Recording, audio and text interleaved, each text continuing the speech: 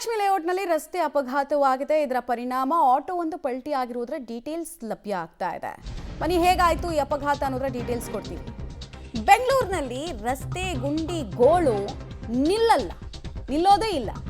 ಗುಂಡಿ ಗುಮ್ಮನ effect auto ಪಲ್ಟಿ ಆಗಿದೆ.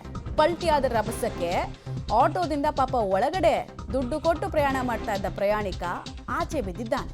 Mahalakshmi ಲೇಔಟ್ನ 4th ಕ್ರಾಸ್ನಲ್ಲಿ ಆಗಿರೋದು. ನೀರು ಪೈಪ್ ಸೋರಿಕೆಯಿಂದ ರಸ್ತೆ ಆಳ ಕುಸಿದಿದೆ. ವೇಗವಾಗಿ ಬಂದು ಆಯತಪ್ಪಿ ಪಲ್ಟಿ ಹೊಡೆದ್ಬಿಟ್ಟಿದೆ ಆಟೋ.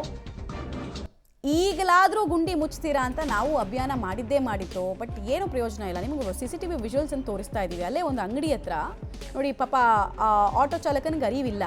ಆತ ಏನು ಆ ರೋಡಲ್ಲಿ ದಿನನಿತ್ಯ ಓಡಾಡೋನಲ್ಲ ಅಂತ ಅನಿಸುತ್ತೆ. ಎಲ್ಲಿಂದೋ ಬುಕ್ ಆಗಿರುತ್ತೆ, ಹೆಂಗೋ ಬೇಗ ತಲುಪಿಸೋಣ ಅಂತ ಹೇಳಿ ಹೋಗ್ತಾ ಇದ್ದ ವ್ಯಕ್ತಿ ತನ್ನದಲ್ಲದ ತಪ್ಪಿಗೆ ಗುಂಡಿಗೆ ಬಿದ್ದು ಅಪಾಯಕ್ಕೆ ಈಡಾಗಿರೋದು ನೀವು ವಿಜುವಲ್ಸ್ ನೋಡ್ತಾ ಇದ್ದೀರಾ.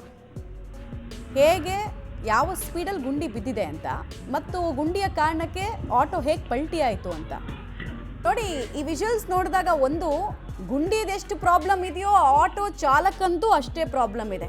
ಕೊನೆ ಕ್ಷಣದಲ್ಲಿ ಗುಂಡಿ ನೋಡ್ಕೊಳ್ಳೋಕೆ ಹೋಗಿದ್ದಾನೆ ಆ ವ್ಯಕ್ತಿ, ಬ್ಯಾಲೆನ್ಸ್ ತಪ್ಪಿದೆ, ಚಾಲಕ ಬಿದ್ದಿದ್ದಾನೆ. ಮತ್ತು ಒಳಗಡೆ ಇದ್ದ ಪ್ರಯಾಣಿಕರ ಸ್ಥಿತಿ ನೋಡ್ತಾ ಇದ್ದಾರೆ. ಇನ್ನೊಬ್ರು ಬಂದು ಅಲ್ಲಿ ಎಪ್ಸಿದ್ರು, ಸಾರ್ವಜನಿಕರು ಬಂದು ಅವರನ್ನು ಎದಳಿಸ್ಬೇಕಾಯಿತು. ನೀವು ವಿಜುವಲ್ಸ್ ನೋಡಿದಾಗ ಅರ್ಥ ಆಗುತ್ತೆ.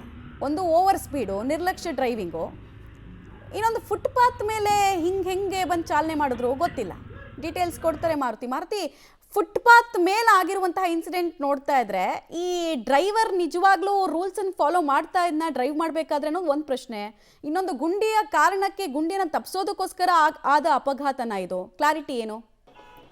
ಖಂಡಿತ ಮಮತಾ, CCTV ದೃಶ್ಯಗಳನ್ನ ಗಮನಿಸಿದಾಗ ಆಟೋ ರಸ್ತೆಯಿಂದ ಫುಟ್ಪಾತ್ವರೆಗೂ ಎದುರು ಬಂದಿರೋ ಸುಮಾರು 10 ಅಡಿಯಷ್ಟು ದೂರಕ್ಕೆ ಆಟೋ ಪಲ್ಟಿಯಾಗಿ ಜಂಪ್ ಆಗಿ ಆಟೋದಲ್ಲಿದ್ದಂಥ ಪ್ರಯಾಣಿಕರು ಮತ್ತು ಆಟೋ ಚಾಲಕ ಈಚೆ ಬಿದ್ದಿರುವಂಥದ್ದು. ಈ ಘಟನೆಗೆ ಪ್ರಮುಖ ಕಾರಣ ಅಂದರೆ ಒಂದು, ರಸ್ತೆಯಲ್ಲಿ ಇದ್ದಂತಹ ಗುಂಡಿ, ಅಂದರೆ ಅದು ಗುಂಡಿ ಕಾಣಿಸೋ ರೀತಿಯಲ್ಲಿ ಗುಂಡಿ ಇರಲಿಲ್ಲ. ಏನು ಕಾವೇರಿ ನೀರಿನ ಕೊಳವೆ ಪೈಪು ಲೀಕ್ ಆಗಿ ರಸ್ತೆ ಕುಸಿದಿರುತ್ತೆ.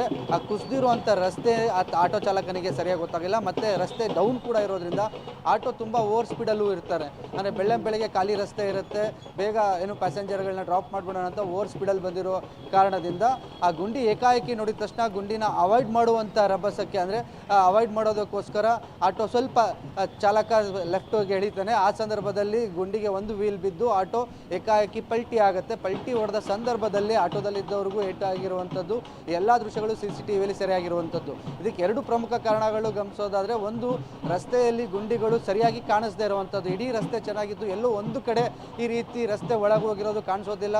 ರಸ್ತೆ ಚೆನ್ನಾಗಿದೆ ಅಂತ ಸ್ಪೀಡಾಗಿ ಬರ್ತಿರ್ತಾರೆ.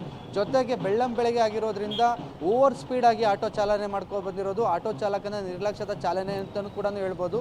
ಈ 2 ಕಾರಣಗಳಿಂದ ಈ ರೀತಿ ಒಂದು ಅಪಘಾತ ಆಗಿರುವಂಥದ್ದು. ಅದೃಷ್ಟವಶಾತ್ ಯಾರ ಪ್ರಾಣಾಪಾಯನೂ ಆಗಿಲ್ಲ. ಸಣ್ಣ ಪುಟ್ಟ ಗಾಯಗಳಾಗಿ ಅವ್ರನ್ನ ಆಸ್ಪತ್ರೆಗೆ ಸೇರಿಸಿ ಈಗ ಚಿಕಿತ್ಸೆ ಪಡೆದು ಡಿಸ್ಚಾರ್ಜ್ ಆಗಿರೋಂಥ ಮಾಹಿತಿ ಸಿಕ್ಕಿರುವಂಥದ್ದು. ಮಮತಾ, ಧನ್ಯವಾದ ಮಾರುತಿ ತಮ್ಮೆಲ್ಲ ಮಾಹಿತಿಗಾಗಿ.